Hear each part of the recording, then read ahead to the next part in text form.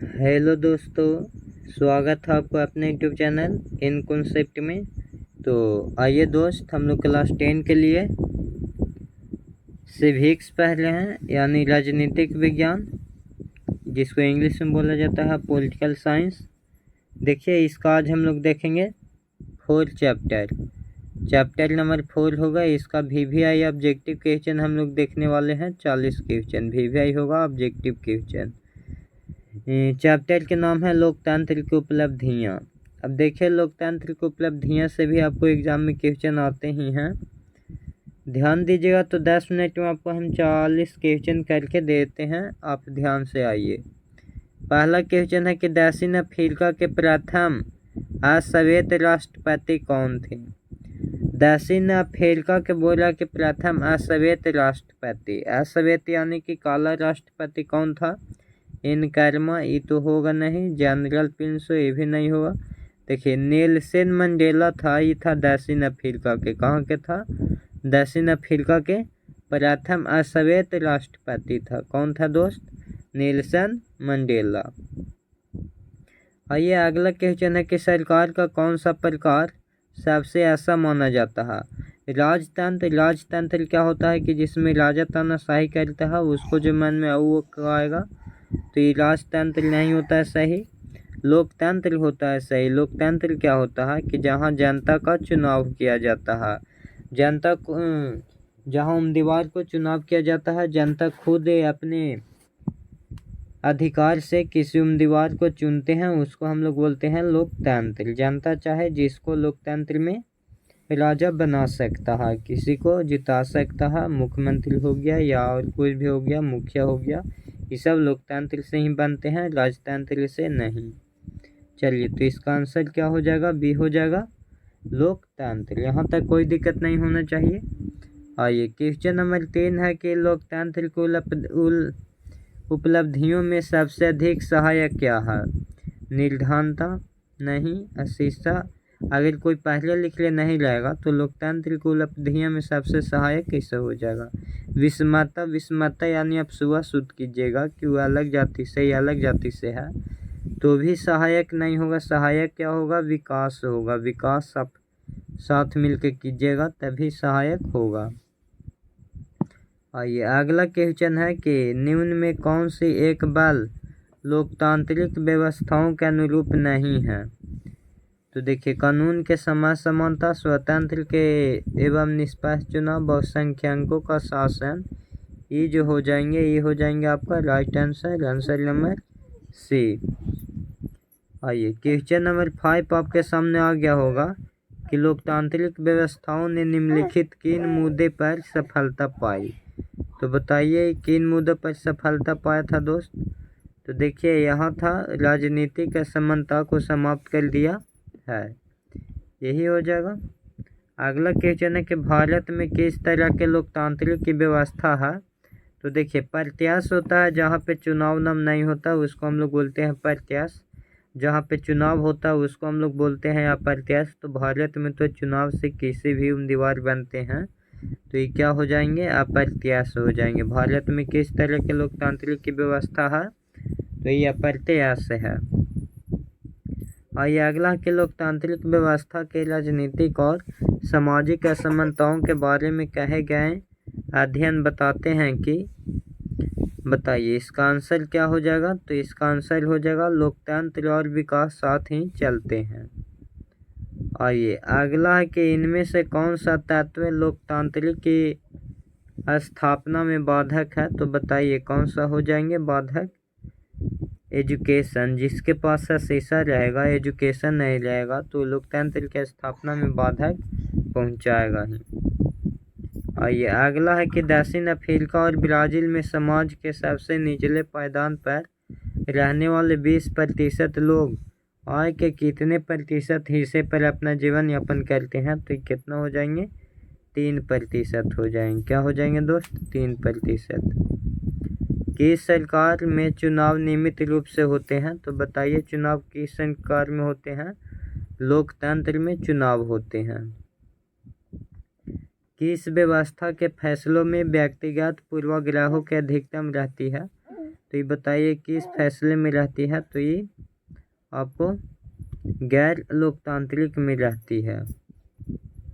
आइए अगला कि निम्न में कौन सा कारक लोकतांत्रिक उपलब्धियों के मार्ग में बाधक होते हैं, तो बताइए किस में हो जाएंगे, आर्थिक असमानता में। किस सरकार में फैसला लेने में विलम्ब होता है, अधिनायक इसमें कोई नहीं, तानाशाही में विलय फैसला लेने में विलम्ब नहीं होगा, लेट नहीं होगा, राजतंत्र में भी लेट नहीं होगा, लोकतंत्र में लेट होता है। लोकतंत्र में क्या होता है, लेट होता है। आइए अगला, किस सरकार के कार्यों का मूल्यांकन जनता के भय के कारण नहीं कर सकती है, तो देखिए इसका तानाशाही का जनता भय के कारण नहीं करती है। अगला है लोकतंत्र क्या है, लोकतंत्र क्या है, एक नैतिक दल, एक राजनीतिक व्यवस्था, ये नहीं होगा, बी वाला आंसर हो जाएगा, एक राजनीतिक व्यवस्था होता है। लोकतंत्र में फैसले लिए जाते हैं, लोकतंत्र में फैसले व्यक्ति विशेष द्वारा नहीं, प्रधानमंत्री के द्वारा नहीं, सामूहिक सहमति से लिया जाता है। किससे लिया जाता है, सामूहिक सहमति से। अगला है निम्न में से कौन सा कारक लोकतांत्रिक शासन व्यवस्थाओं के अनुरूप नहीं है, तो विविधा में ई भी हो जाएगा, यानी इनमें से सभी हो जाएंगे आंसर। आइए अगला है कि विश्व में कौन सा शासन व्यवस्था को सबसे अच्छा माना जाता है, तो ये लोकतंत्र को सबसे बढ़िया माना जाता है। आज दुनिया में के लगभग कितने देशों में लोकतंत्र विद्यमान है, तो 100 देशों में लोकतंत्र है, यानी 100 देश में चुनाव होता है।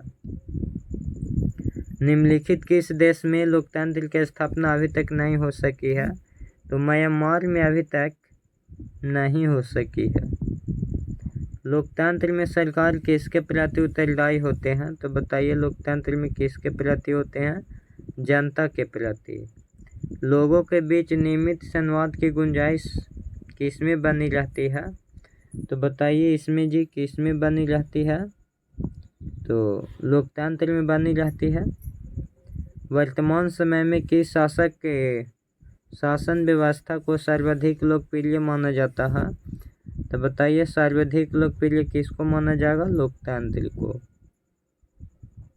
लोकतंत्र के मूल्यांकन के लिहाजा से इनमें से कोई एक चीज लोकतांत्रिक व्यवस्थाओं के अनुरूप नहीं है, बताइए इसका क्या हो जाएगा आंसर, तो इसका आंसर बहुसंख्यकों का शासन हो जाएंगे।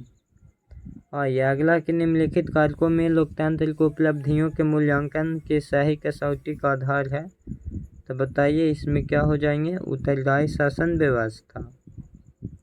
निम्नलिखित में कौन सा कथन लोकतांत्रिक शासन पद्धति के संदर्भ में नहीं है, बताइए तत्कालीन आर्थिक विकास दर।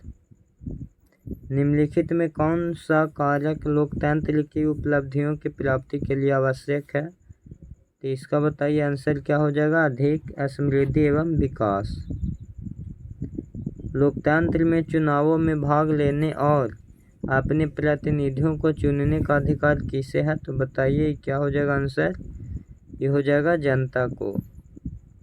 निम्नलिखित में कौन सा कथन लोकतंत्र की सफलता के लिए सर्वाधिक महत्वपूर्ण है, तो ये हो जाएंगे संपत्ति एवं साधनों के न्यायपूर्ण वितरण। लोकतंत्र शासन पद्धति के संदर्भ में निम्नलिखित में कौन सा कथन सही है, तो बताइए जी कौन सा हो जाएगा, निर्णय लेने में विलम्ब परंतु सही निर्णय लेने की अधिक गुंजाइश। लोकतांत्रिक व्यवस्था के संदर्भ में इनमें से कौन सा विचार सही है, तो देखिए डी वाला विचार सही हो जाएगा, राजनीति गैर सरकारी गैर बराबरी के विचार को समाप्त कर दिया है। अगला भी है कि लोकतांत्रिक व्यवस्था को सामाजिक एवं राजनीतिक विषमता के बारे में किए गए अध्ययन सिद्ध बताते हैं, बताइए इसका आंसर क्या हो जाएगा, लोकतंत्र और विकास साथ साथ चलते हैं।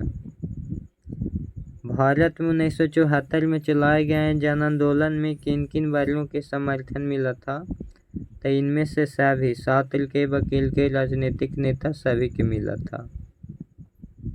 किस प्रधानमंत्री के शासनकाल में भारत में आपातकाल की घोषणा की गई थी, बताइए ओती खनी कौन थे प्रधानमंत्री, तो श्रीमती इंदिरा गांधी। आइए अगला है कि इनमें से कौन सा कथन सही है, बताना है। उपयुक्त सभी इनमें से सभी हो जाएंगे। भारत के 1974 में चलाए गए जनसंघर्ष का मूल कारण क्या था? तो बताइए। ये जितना भी देख रहे हैं, लोकतांत्रिक मूल्यों की स्थापना, बढ़ती हुई महंगाई एवं बेरोजगारी, कानून और व्यवस्था में बिगड़ती हुई स्थिति, सभी थे 1974 में। आइए अगला क्वेश्चन है कि इनमें से कौन सा कथन सही है, आपको बताना है। तो देश की हर पार्टी को भारतीय निर्वाचन आयोग में अपना पंजीयन कराना पड़ता है। भारतीय जनता पार्टी का मुख्य प्रेरक सिद्धांत है, बताइए। भारतीय जनता पार्टी के सांस्कृतिक राष्ट्रवाद है। निम्नलिखित में कौन सा दल सांप्रदायिक है, बताइए। मुस्लिम लीग जो होगा क्या हो जाएगा, सांप्रदायिक हो जाएगा। वर्तमान में देश की सबसे बड़ी एवं पुरानी राजनीतिक पार्टी कौन सा है, तो बताइए कौन सा पार्टी है, भारतीय राष्ट्रीय कांग्रेस। अगर वीडियो बढ़िया लगा होगा दोस्त तो लाइक शेयर और सब्सक्राइब जरूर करिए, ताकि आपके सामने हम हर रोज़ इसी तरह के वीडियो लाएं, आपको समझ में आ